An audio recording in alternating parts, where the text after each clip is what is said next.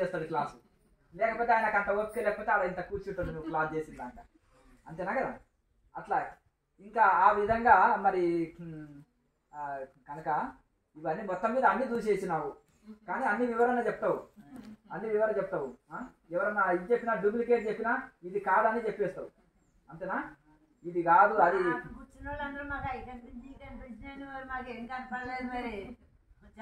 అంటే మీరు నిజం చెప్తున్నారు, అట్లా అర్థమైంది కదా. మీరు నిజం చెప్తున్నారు కనుక కొంతమంది సొంత వ్యక్తులు ఉండి ప్రిపేర్ చేయిస్తారు, కొంతమంది ఇది అది చెప్తే గొప్ప అని చప్పట్లు కొట్టిస్తారని ఏదేదో ఇది చేస్తున్నారు. మరి ఇక్కడ చక్కగా ఆసన సిద్ధి కలిగింది, గంటల తరబడి ధ్యానం చేయగలుగుతున్నావు, ఆ పెద్ద వయసులో మంచి అనుభవాలు పొందుతున్నావు కదా. మరి క్రియాయోగం గొప్పతనం తెలిసింది కదా. లారీ మాసే ఎంత గొప్ప చెప్పాడు, భగవద్గీత హిందీలో చదువుతున్నావు కదా.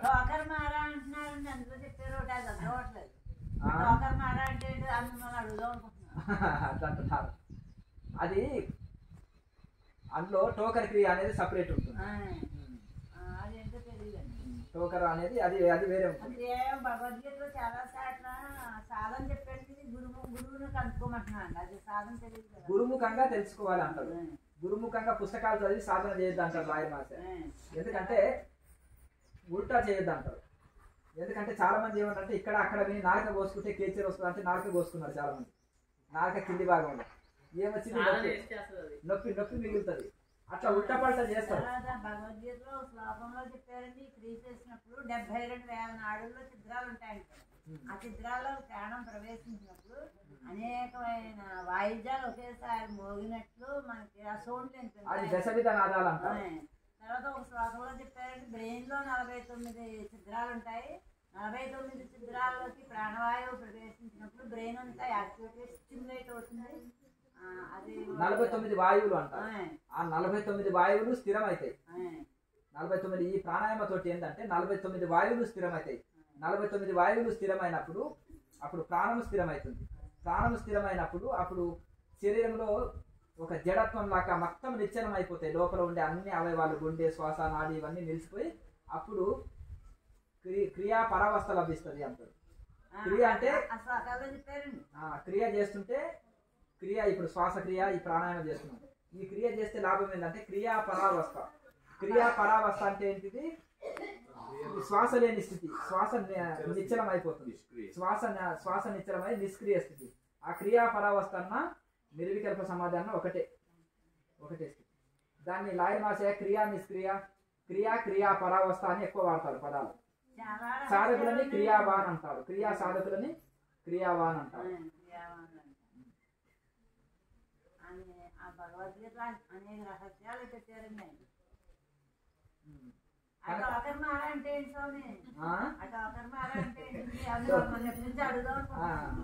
ప్రాణాన్ని పైకి తీసుకుపోయే క్రియ ఉంటుంది. సాధన చేయాలి, ఇంకా బాగా ఇంకా చేయాలి. అర్థమైంది కదా?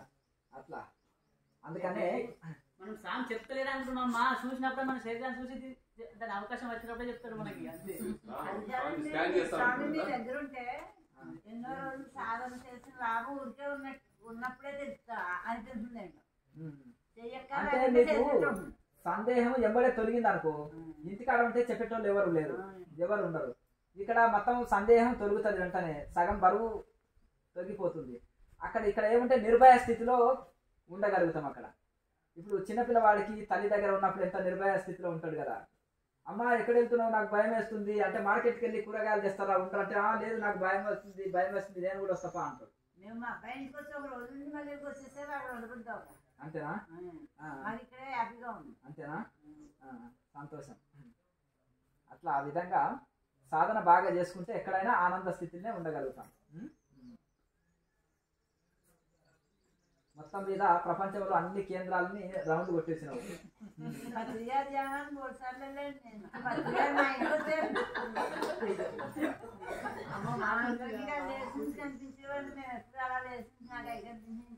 చెప్పలేదు, నాకు కనపడలేదు కూడా. మరి అందరికీ నిన్న మాకు కనపడలేదు ఏంటి అనుకుంటున్నా. ఆ పత్రిక మా ఇంటికి వచ్చింది, అదేంటి ఒక కొబ్బరికాయ కొట్టి మా ఈ వాటర్ ఉంది కదండి, అక్కడ పిరమిడ్ పెట్టమన్నారు. కట్టినావా? మరి మరి కొబ్బరికాయ ఎందుకు కొట్టాలి? నమ్మరు కదా వాళ్ళు, అవన్నీ నమ్మరు కదా. కొబ్బరికాయ కొట్టి జై శ్రీరామ్ అంటాడుగా. అందరూ గాయత్రి స్వరాలన్నీ కత్తిరించేసేది. గాయత్రి దారాలు కత్తరించిందా? పుస్తలు కత్తరియలేదా? చాలా మంది పుస్తలు కూడా కత్తరించిందా? తర్వాత మా అమ్మ ఏం చేసిందండి, ఒక బాబున్నాండి, స్వామి అబ్బాయికి మాటలు రావట్లేదు, ఎలా వస్తాయి చెప్పండి అంటే, నువ్వు లోడా మాట్లాడుతున్నావు కదండి, దాన్ని 2 దెబ్బలు అడిగారు.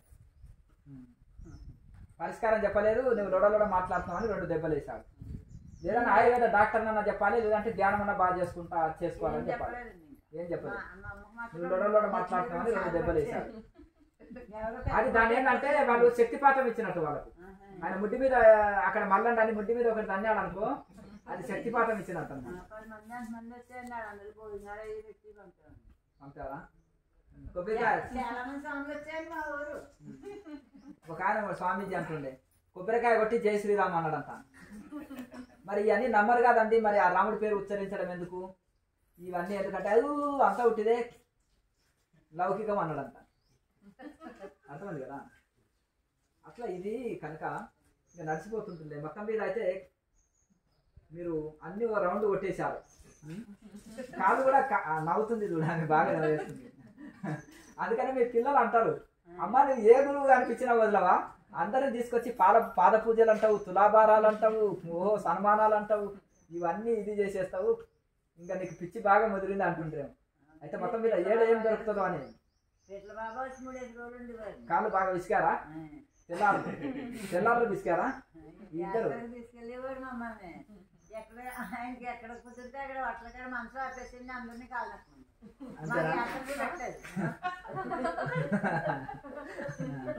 మొత్తం మీద బాగా గురువుల సేవ బాగానే చేసి వచ్చింది కదా. మొత్తం మీద గోవిందపల్లి ఆశ్రమానికి వచ్చే వరకే ముసలు అయిపోయింది మీరు.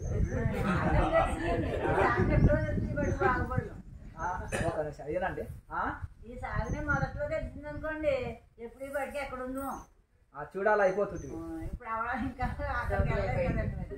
చూడాలి అయిపోతుంది. అయినా మరి 5-6 గంటలు కూర్చునే స్థితి తెచ్చుకున్నాం అంటే మొండితనం.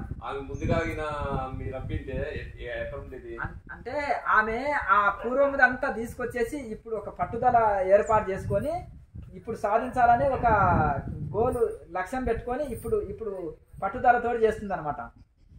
మొదలే ఇక్కడికి వచ్చి ఉంటే ఏ స్థితిలో ఉంటుంటునో అనుకున్నారు కదా, అన్ని తిరిగి నా టైం వేస్ట్ అయిందే అనుకొని ఇన్ని రోజులకు కరెక్ట్ గా ఇక్కడ ఇది అయిపోయింది.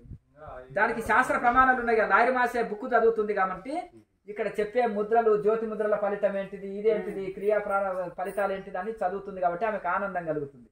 నేను వెళ్ళే మార్గం సత్యమని శాస్త్రం చెప్తుంది. ఇక్కడ గురువు చెప్పింది, అక్కడ శాస్త్రంలో చెప్పింది, ఆమెకు కలిగే అనుభవం ఒకలాగా ఉన్నందుకు నమ్మకం, విశ్వాసం ఏర్పడింది. అర్థమైంది కదా. ఏదైనా గట్టి ప్రశ్న వేస్తే నీకు అక్కర్లేదు అంటారు కదా, నీకు అక్కర్లేదు అంటారు, లేకపోతే నీ సహస్రం పేలిపోతుంది. దీనికి నేను జవాబు చెప్తాను అనుకో, మళ్ళీ నువ్వు లేనిపోని ప్రయోగాలు చేస్తే నీ సహస్రం పేలిపోతుంది అంటే అబ్బు అట్లా గురువు గారు అని అంటారు. అంతే కదండి. అంటే గట్టి ప్రశ్న వేస్తే నీకు అక్కర్లేదు అనాలి, లేదంటే ఇంకా ఎక్కువ బలవంతం చేశారనుకో ఎవరన్నా, నీ సహస్రం పేలిపోద్ది అంటే అయిపోయి. ఇంకా కనుక ఇక శిష్యుని భయపెట్టిస్తే అయిపోయి. ఇంకా మళ్ళీ హార్డ్ క్వశ్చన్స్ వేరు. ఒక్కొక్కరు శాస్త్రాలు చదవద్దు అంటారు, శాస్త్రాలు చదివితే ఎక్కువ ప్రశ్నలు వేస్తారు. అంతేనా కదా. శాస్త్రీయత లేని పుస్తకాలు చదివిననుకో, నాకు ఆ ఇంగ్లీష్ పుస్తకం చదివితే డౌట్ పోయింది, నువ్వు కూడా అదే ఇంగ్లీష్ పుస్తకం చదువు అంటారు. అర్థమైంది కదా. మరి నువ్వున్నది దేనికి గురువు గారు అనాలి, నువ్వున్నది దేనికి, ఆ పుస్తకం అంతా చదివి డౌట్ తీర్చే బదులు అది నీవే తీర్చొచ్చు కదా. అర్థమైంది కదా.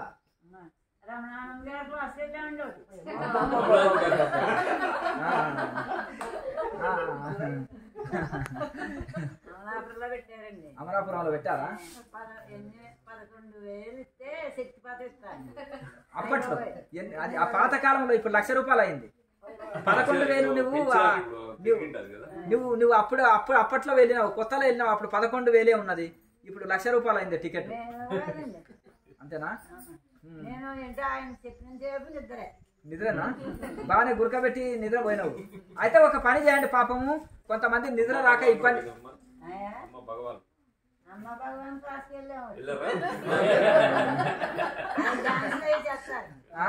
అందరూ ఒకరు పట్టుకుని ఒకరు డాన్స్ చేస్తారు డాన్స్ చేస్తారు. ఆడోళ్ళు మొగోళ్ళు ఒకరిని పట్టుకొని ఒకరా మొగోళ్ళ ఆడోళ్ళు మొగోళ్ళ అమలాపురం నువ్వు క్లాస్ పెట్టారండి వెళ్ళాం ఆడోళ్ళు మొగోళ్ళు ఒకరిని పట్టుకొని ఒకరిని అది మంచి డాన్స్ చేపించారు అంతేనా కదా ఆ? మరి ఏ పాట వేసాడు అబ్బని తీయని దెబ్బ అన్నాడా మరి ఏమన్నాడు అంటారుగా రేడియోలో వస్తాయి ఆ పాటలు ఆ? వస్తాయి కదా రేడియోలో పిల్లలు వింటుంటారు కదా అని లక్ష్మీ క్లాస్ కూడా వెళ్ళామండి ఆ? లక్ష్మీ క్లాస్ భిక్షమే క్లాస్ కూడా వెళ్ళిన ఓహో సరే సరే మొత్తం మీద అన్ని ఇది చేసిండు ఆయన ఉప్పు నీళ్ళు బాగానే దాపిండా ఆ క్లాస్కి వెళ్ళలేదు సరే పొట్ట క్లీన్ చేస్తాను సరే మొత్తం మీద అయితే ఎవరి క్లాస్ వదలలేదు మొత్తం మీద మరి ఎవరికైనా నిద్ర రాలేదు అని అంటే చక్కగా మరి వంపు ఎవరికైనా నిద్ర వచ్చే క్లాస్ ఉంటే యోగానంద్ గారు ఎవరి క్లాసులో బాగా నిద్రపోయినావు అమ్మ నువ్వు ఎవరి క్లాసులో నా క్లాస్కి నాకు ఆ ఉపన్యాసం నిద్ర బాగా వచ్చిందా నిద్ర వచ్చిందండి నేను అంటే నువ్వు మంచిగా సత్సంగం చెప్తే అస్సలు నిద్ర రాదు కదా నీకు నాకు నచ్చిన ఉపన్యాసం అయితే ఇంక నిద్ర రానండి నచ్చకపోతే నిద్ర వచ్చేది అతనా అంటే నీకు ఉపనిషత్తులు పతంజలి సూత్రాలు శాస్త్రీయత ఉంటే మంచిగా హాయిగా వింటావు నిద్ర వచ్చేస్తుంది ఇంకా ఉపన్యాసం ఎనుగుద్ది కాదండి మొత్తం మీద సాధన కరెక్ట్ గా ఉంటేనేమో చాలా చక్కగా ఇది అవుతుంది మొత్తం మీద అయితే బాగా ఎంజాయ్ చేసినావు అంటే బాగా నిద్ర బాగా అంటే ఈ విధంగా మొత్తం మీద మరి ఎవరికైనా నిద్ర వస్తలేదు రాత్రిపూట అంటే వాళ్ళ క్లాస్కి పంపించండి మీరు అంటే డబ్బులు కట్టించుకుంటారేమో మళ్ళా క్లాస్ అంటే ఓపెన్ ప్లేస్ లో పెట్టినప్పుడు కట్టించుకోవాలి ఓపెన్ ప్లేస్ లో అంటే ఉపన్యాసాలు నడుస్తాయి క్లాస్ అన్నారు దాన్ని ఊరికి అవగాహన సభ అవగాహన అంటే దాని మీద అట్రాక్షన్ గా గానికే ఇది చేస్తే ఈ ఫలితం వస్తుంది ఇంతమంది ఎన్లైట్మెంట్ పొందారు ఇంతమంది దివ్యలోకాలు తిరిగి వచ్చిండ్రు ఇంతమంది దేవతలు దర్శించారు ఇంతమంది రోగాలు పోగొట్టుకున్నారు నా షుగర్ మాత్రం ఆ భగవంతుడు కూడా పోగొట్టలేదు యోగానంద్ గారు నా స్థూలకాయ మాత్రం ఎవరు తగ్గిస్తలేడు ఏం చేస్తాను 150 కిలోలు లేవలేడు యోగానంద్ గారు ఆశ్రమానికి రాంచీలు కూడా క్రియాయోగ దీక్ష తీసుకుని ఇలా చెప్పలేదు అది ఇలా చెప్పలేదు 7 రోజులు ఉన్నాడు అక్కడ కూడా ఏ క్లాస్ వదలలేదు కలికి భగవాన్ దగ్గర కూడా వెళ్ళినావా కలికి భగవాన్ అక్కడికి వెళ్ళలేదు అమ్మా భగవాన్ వెళ్ళినావు తర్వాత యోగానంద్ గారు అక్కడికి వెళ్ళినప్పుడు అండి మనల్ని ప్రశ్నలు అడుగుతారండి ప్రశ్న జవాబు చెప్పాక రాయమంటారా రాయమని జవాబు అయ్యాక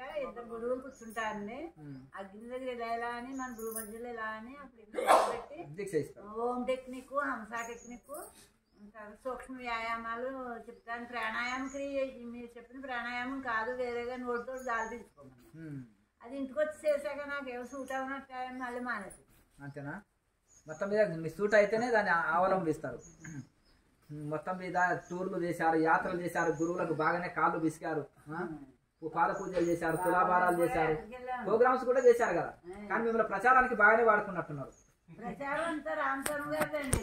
లేదు పాంప్లెట్లు పంచమంటే ఇల్లు తిరిగి పంచడము అన్నదానాలు చేయమంటే తర్వాత అవి వండమంటే అంటే ఇప్పుడు సామాగ్రి మీరే తెస్తారు వంటలు మీరే చేస్తారు పత్రికలు మీరే పంచుతారు అర్థమైంది కదా పాపం రాజుగారు అయితే మిమ్మల్ని బాగానే భరించాడు ఏ గురువు వచ్చేసినా ఏమండి పోదంపా అంటే బండి వేసుకొని పత్రికలు వంచేది ఆయన పాపం అంతేనా ఏ మాట్లాడకుండా ఇప్పుడు ఆయన ఇప్పుడు ఎంత ఓపిక ఆయనకి నువ్వు బండి నడపవు ఆయన బండి నడిపియాలి నువ్వు గురువుకు మాట ఇస్తావు ప్రచారానికని ఆయన మాత్రం డ్రైవర్ని చేస్తావు ఇంకా నువ్వు అనుకున్న దగ్గరికి తిప్పాలి తర్వాత మళ్ళీ ఇంకేంటిది నువ్వు ఎవరికో మాట ఇస్తావు ఈ ప్రోగ్రామ్ చేయిస్తానని వెనక ఆయన నీకు ఇవ్వాలి గురువు చెప్పిన మాట పాటించామండి ఇప్పుడు వరకు అంతేనా మొత్తం మీద 1000 యజ్ఞాలు చేసినావు 1000 యజ్ఞాలు ఏమో లెక్క పెట్టలేదంటే అలా తూర్పు గోదావరి జిల్లా రోజు యజ్ఞమేనంట రోజు 4 యజ్ఞాలు చేసిన రోజులు కూడా ఉన్నాయి ఒకసారి 10 12 కూడా చేయించాను ఇంకా చూడు రోజుకు 12 యజ్ఞాలు చేయించిన రోజులు ఉన్నాయి మరి అట్లా లెక్క పెట్టుకుంటా పోతే నువ్వు ఒకటే రోజు ఈమె 12 యజ్ఞాలు చేయిస్తుంది మరి 12 యజ్ఞాలు చేయించినప్పుడు మరి అట్లా చూసుకుంటా పోతే కొన్ని 1000 యజ్ఞాలు చేయించినావు నువ్వు మరి ఇవన్నీ ఇది చేసినావు గ్రంథాలన్నీ చదివినవు అంతా బాగానే ఉంది మొత్తం మీద క్రియాయోగంలోకి వస్తే మనశ్శాంతి కలిగింది శాంతి కలిగిందండి నిజాలు సమాధి ఎలా ఉంటుందో నాకు తెలియదండి ఇంకా ముందుకెళ్ళాలి ఇప్పుడు మొదలు నీకు ఒక తృప్తి తృప్తి వచ్చింది. ఇప్పుడు ఇంతమంది తిరిగితే నిద్ర వచ్చింది. ఒక ఆయన దగ్గరకు పోతే నిద్ర వచ్చింది, ఒక ఆయన దగ్గరకు పోతే చేతుల నొప్పులు వచ్చినాయి, కాళ్ళు ఒత్తి అంతేనా కదా. ఇంకా ఒక ఆయన ఇది ఒకటి గట్టు అది గట్టు శ్మశానం గట్టు అన్నాడు, ఇంకొక ఆయన దానికి పోతే ఇది ప్రచారం చేయమన్నారు. మొత్తం మీద తిరిగి తిరిగి తిరిగి తిరిగి మీ అబ్బాయిలు కూడా చాలా ఓపికస్తులు, మీరు ఏం చేస్తున్నా గమనిస్తూ తిరగని పాపం. ఏం ఖర్చు పెట్టినా మేము ఏం చేసినా ఏనాడు మీరు చేశారా ఏం చేశారని అడగలేదు, ఏం అడగలే. మొత్తం మీద మీ అదృష్టం కొద్దీ ఇంకా మీ ఇంట్లో అందరూ సహకరించే వాళ్ళే ఉన్నారు కనుక మీరు మొత్తం తిప్పారు. ఎందుకంటే గురువులు అంటే ఎందుకు ఇంత భక్తి అంటే, సాధు సుబ్బరాజు గారి దగ్గర మీరు చిన్నప్పుడే సంస్కృతము ఇవన్నీ నేర్చుకున్నారు కదా, పారాయణాలు భగవద్గీత ఇవన్నీ నేర్చుకున్నందుకు వాళ్ళు ఏంటంటే సాధువుల సేవ చేయాలి, గురువు సేవ చేయాలి, గురు భక్తి కలిగి ఉండాలని వాళ్ళు చిన్నప్పుడు చెప్పినందుకు దానితోటి ఎవరన్నా కుర్తా పైజామా వేసుకొని గడ్డం పెరిగితే బోర్ల పడిపోయే వాళ్ళు. మీరు అర్థమైంది కదా. ఏదైనా ఒక గురూజీ అని వచ్చిన వాళ్ళు ఏ పరంపరనన్నా ఉండని వాళ్ళని గౌరవించి వాళ్ళకు సన్మానం చేసి వాళ్ళకు కార్యక్రమాలు పెట్టించి వాళ్ళ చేత ఇవన్నీ చేసేవాళ్ళు. అంతేనా? వచ్చారా? పాలకు చేశారా? తులాభారం చేశారా? అయ్యో, మరి ఆయన చిన్నతనం చేసి పంపుతారా? కనీసం ఇంట్లో బెల్లం లేదా? బెల్లం అన్న తూకం వేసేది ఉండే, చాలా ఇంట్రెస్ట్ వాళ్ళకు. అంతేనా? బెల్లం అన్న తూకం వేసేది ఉండే. ఏమమ్మా మీ ఇంట్లో బెల్లం లేదా? కనీసం గురువు గారికి తులాభారం బెల్లంతో అన్న చేయాలి కదా. కొబ్బరి చిప్పలు ఉంటాయి కదా మీ కోనసీమలో, కొబ్బరి చిప్పలతో అన్న చేయాలి, కొబ్బరికాయలతో అన్న. తులాభారం అంటే ఇష్టం వాళ్ళకు. అర్థమైందా? ఒక నెలలో నుండి 500 ఇళ్లలో 12 ఇటుకలు 5 దీపాలు 5 అగరత్తులు నుంచి 500 ఇళ్లలో పెట్టించున్నారండి గురుస్థానాలు మాస్టర్ గారు. అలాగా 500 ఇళ్లలో నెలలో పెట్టించాము. ఇల్లు వెళ్ళి దీపాలు పెట్టి 500 ఇళ్లలో దీపాలు వెలిగించి ఇటుకలు పెట్టించి దీపాలు వెలిగించి ఇల్లు తిరిగి నీవేగా పెట్టింది. అంటే గురువు ఆ కొండ ఎక్కి దూకం అంటే దూకేస్తుంది అంటే కాదు. కోనసీమలో ఎక్కడ అడిగినా సుభద్రమ్మ మాట అంటే వేదం. ఎందుకంటే ఆమె గురువులు ఏమి చెప్తే అది పాటిస్తుంది. 500 ఇళ్లలో ఇటుకలు పెట్టేసి పేర్చి గురుస్థానాలు పెట్టి పూజించి అలికి 12 ఇటుకలు ఎందుకు పెట్టాలి, 5 దీపాలు ఎందుకు వెలిగించాలి, 5 ఎగరట్లు ఎందుకు, అవన్నీ చెప్పాలి మళ్ళీ అండి. ఏ దిక్కులో ఏదే పెడితే ఏంటి లాభం. ఇంకా చూసారా? 12 ఇటుకలు పెట్టేసి 12